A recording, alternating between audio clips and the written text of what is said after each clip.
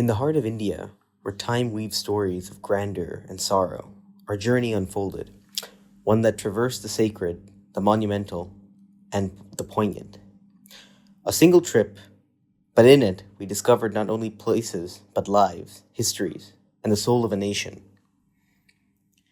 We began our journey in the ancient caves of Ajanta. Carved from the rock itself, these timeless chambers echo the whispers of a forgotten past. Inside, the walls tell stories of Buddha's life, of monks who meditated and painted in the stillness of these dark sanctuaries. The frescoes, though worn by time, shine with an inner light like the candle flames that once flickered here. We felt a deep reverence standing in those silent chambers where the teachings of peace and wisdom endure beyond centuries. It was as if the air itself held the memory of every prayer, every stroke of the brush that shaped the world's spirituality.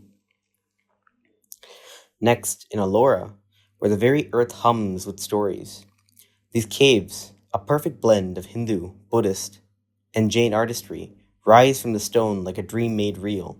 The Kailasa temple, an architectural marvel, stood tall, carved from a single monolithic rock.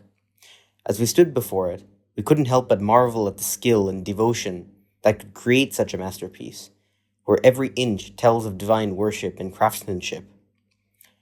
The people who built this, they were not mere laborers, they were dreamers, seeking to touch the heavens. And then, the pulse of Mumbai, a city that never sleeps, a city alive with contrasts. We ventured through Dharavi, the sprawling slum that is often misunderstood.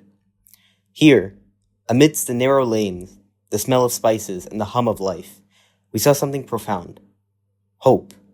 Resilience. The people here, despite the challenges they face, rise every day with courage, creating businesses, families, and futures from the dust. In Dharavi, the human spirit is alive and unstoppable. It's a place where the simplest dreams are born into reality, where nothing is wasted, and every corner tells a story of survival and strength. In Bhopal, we visited the Union Carbide gas tragedy, a place where tragedy still lingers in the air. The memory of that night when toxic gas leaked, causing immense loss and pain, still echoes in the hearts of the people.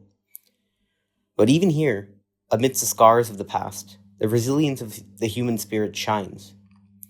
The survivors have rebuilt their lives, and their stories are ones of strength, of healing, of a community that has endured and grown together.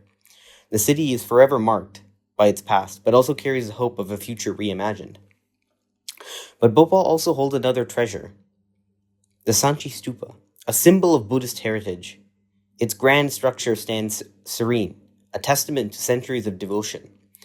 We stood there, gazing at the dome, feeling the weight of history, as if the stupa whispered its ancient wisdom into our souls. The stories here are of peace, of enlightenment, of journeys made to understand the mysteries of life.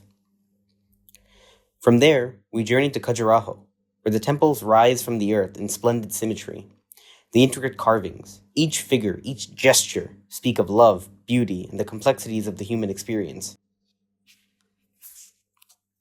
The Kama Sutra, immortalized in stone, speaks not just of passion, but of the spiritual connection between human beings, of the divine in the mundane. As we wandered through the temples, we couldn't help but be moved by how intimately the sacred and the sensual are entwined in this ancient art. Then Benares, the eternal city, the soul of India. The Ganges, flowing silently through time, witnessed the prayers of generations. On the Ghats, we watched life unfold in all its glory and sorrow.